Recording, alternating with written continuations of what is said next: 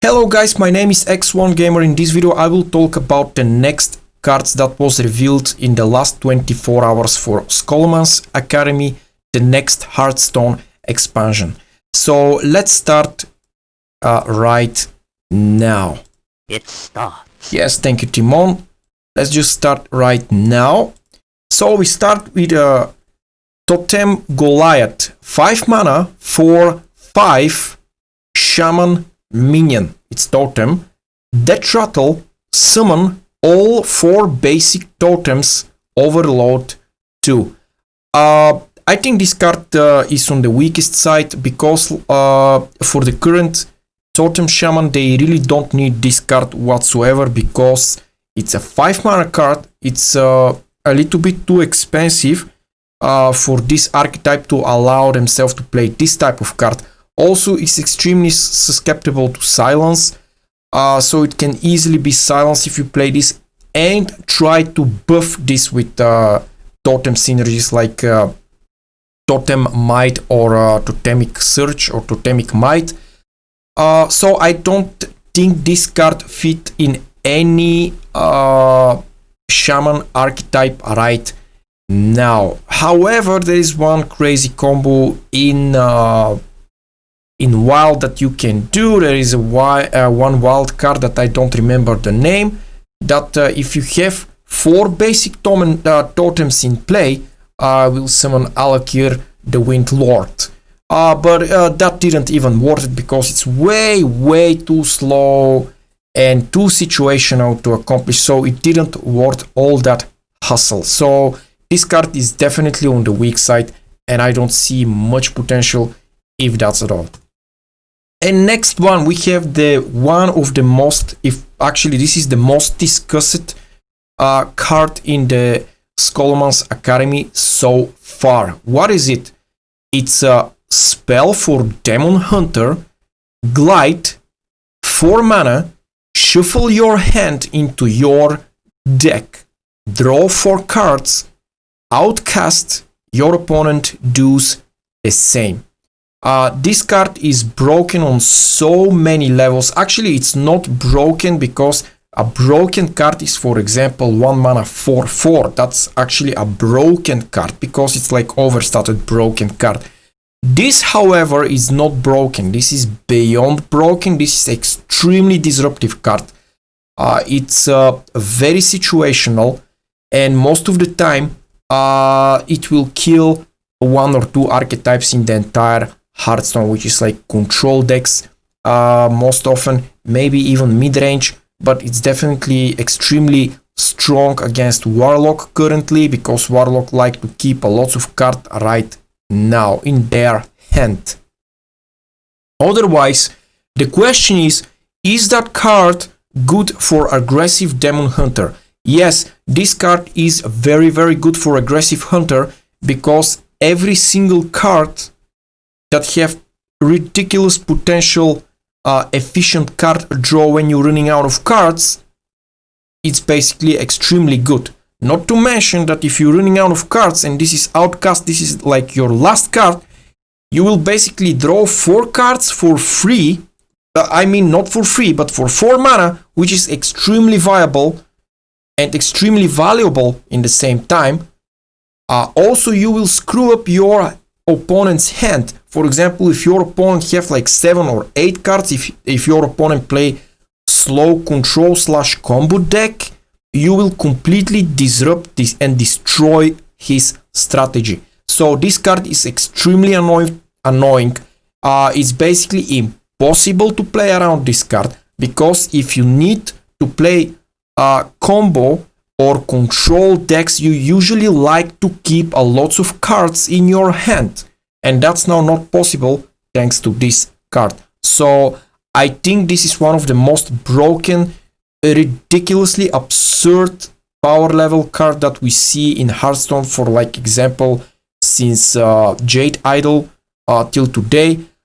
So I really dislike this card because it's ridiculously broken in so many levels. So many things are already said in this for this card that I just basically don't know what to say. I'm extremely worried now about the meta after the new expansion will kick in. I'm extremely worried that people will continue playing only mindless aggressive face decks just because they will want to kind of protect themselves against this specific card for Demon Hunter. The other questions that rise right now. Will this card be any good in control slow Demon Hunter? Some people says that it will be very good control card. In my opinion, no. Why in the world you will want to have a card that draw and discard cards in control deck? Yeah, Warlock have their plot twist, but plot twist is completely different than this one. It's not exactly the same. It's actually very, very different. So it's not comparable. I don't think this card is very good for control. I think this card is bad for control Demon Hunter. I don't think that they will play this because it's like make no sense to play this when they have a lot more viable card draw already. But for aggressive and tempo hunter, this card is absolutely nuts. So enough about these cards. People already discuss a lot about this card. So let's move to the next one.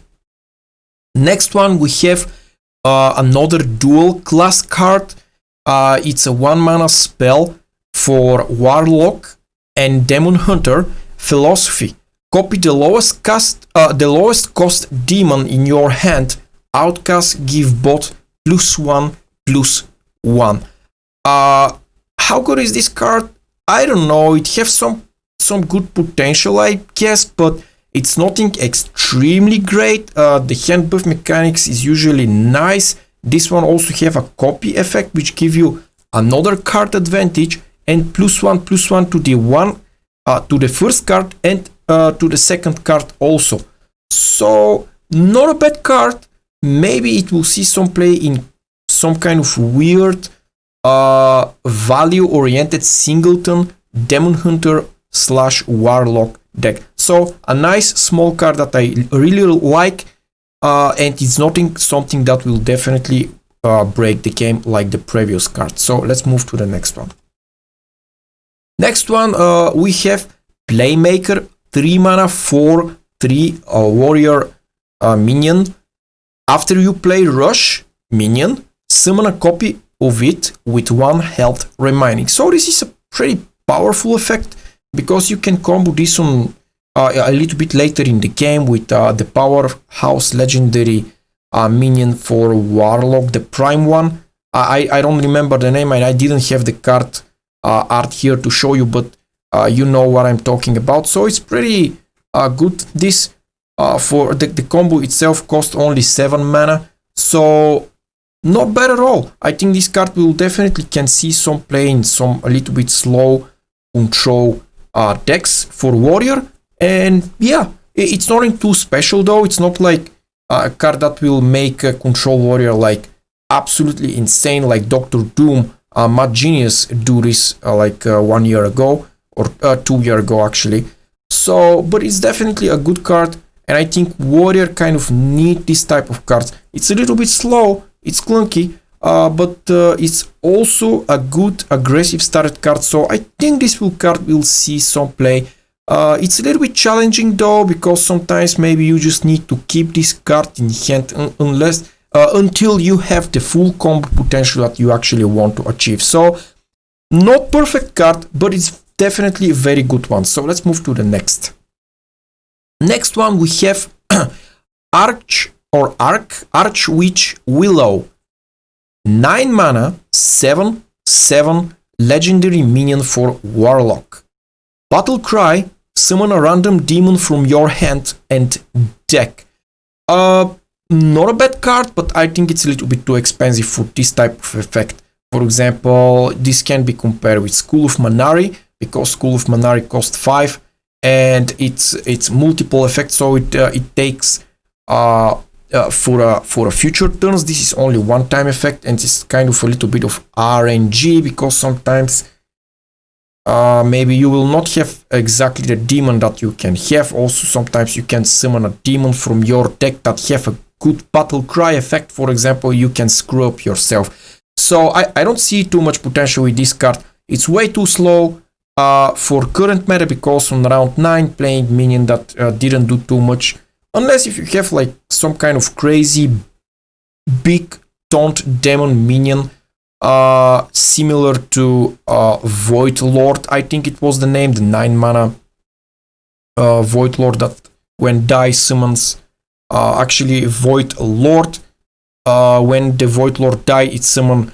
1/3 Void Walkers. So if we have something similar for Warlock this expansion, maybe this card will see some play, but for 9 mana it's way too expensive for my taste to play this card. So let's see the next one. Next one, we have another dual class card for a rogue and a warrior, Dr. Krastinov. Hello. 5 mana 4/4, a rush. When this minion attacks, your weapon gains +1/+1. So this kind of reminds me of Captain Greenskin a lot. It have one less attack though, and it can. The good thing about the card is that you can play this and trade. But usually when you play Captain Greenskin, you play ridiculously aggressive decks and you don't care too much about trading, you just care about going face. So how this card can fit in any decks, I don't know. Maybe you can play this in some hyper aggressive decks along with Captain Greenskin, for example. I don't know. For Rogue, I don't see any kind of a big weapon for Rogue right now that can see potential and worth actually to run this card to upgrade that particular weapon. So I'm not so sure this card will be super cool for Rogue right now, but if Rogue gets some kind of a nice expensive weapon for the price of between 3 and 4 mana, which something like 3 attack with for something like 3 mana 3 attack with 2 durability that have like some kind of ongoing effect, maybe Rogue then can run this, but I'm not so sure about this, so we need to wait and see a little bit. Definitely a little bit on the weak side for both of the classes, because we already have Captain Greenskin and this is not necessarily a better card from Captain Greenskin. So a little bit underwhelming card, if I may say this. Let's move to the next one.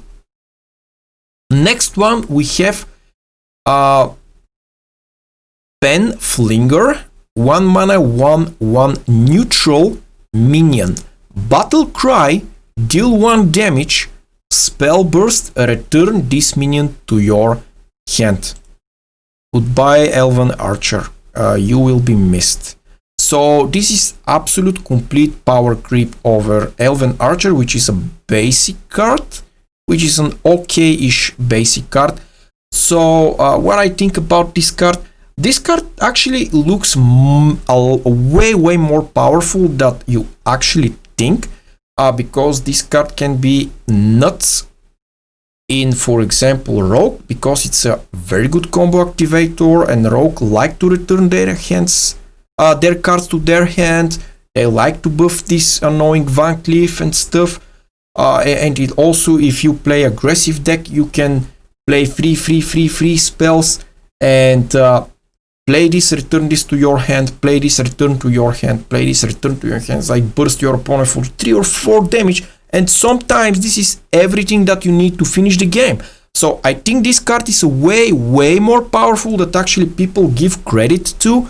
So mark my word that sooner or later this card will take some main role in some some very burst-oriented OTK deck. This card is also very scary for Raza Priest in Wild. So very good one drop, definitely specific one. It's not one drop that you can put into your deck.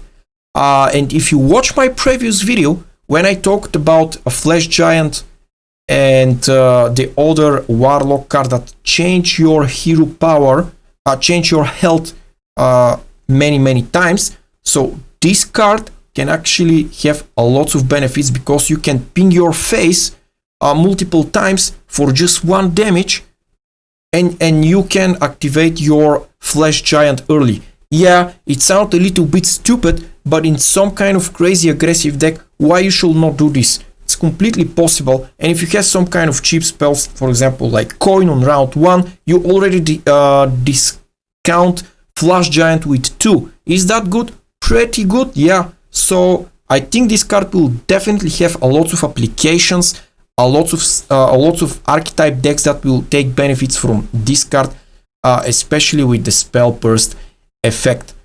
So again, at the end of the video, what is the Spell Burst effect? The Spell Burst effect is a one-time minion effect. When you play this minion, the next spell that you play, only the next spell, will activate and trigger this particular effect, which is return this minion to your hand. So in the game, we already see that minions with burst effect already have a small kind of a star on the just below their portrait. So when these little stars pop out, this means that your spell burst effect is gone. So that's it. Some people are confused. I read today they're confused that this is spell burst is only limited one time per round, 1 time per game. Also, no, it's not. It's limited 1 time per minion. So you can activate and trigger your spell burst effect every single time when you play the minion. It's similar to Battle Cry, but with a little bit of delay, and it's activated by your exactly when you need to activate it. So yeah, that's everything for today, guys. Thanks for watching, and like always, visit me again when you can, and I see you guys online.